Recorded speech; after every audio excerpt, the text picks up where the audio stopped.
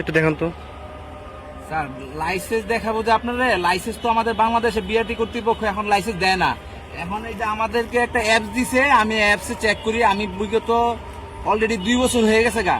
এখন স্যার লাইসেন্সটা এই দেখেন, এই যে এই অ্যাপসটা দেয়, এই অ্যাপসে আমি এই দেখেন এই যে অ্যাপসটা দেখায়, এই অ্যাপসটা আমি দেখি আর খালি পেন্টিং পেন্টিং 2 বছর ধরে।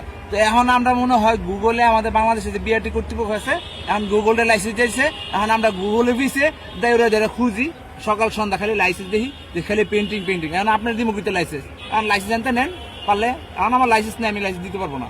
যাই আর বিআরটিতে খালি ডেট দেয়, বারে ডেট দেয়, 3 মাস 6 মাস, ঘুরতে ঘুরতে জীবন শেষ। কার্ড দিলে দেন, না দিলে একটা ব্যবস্থা করে দেন। আপনার কোন যে কাগজ দিয়ে আমরা 5 বছর চালাবো, সমস্যা কোথায়?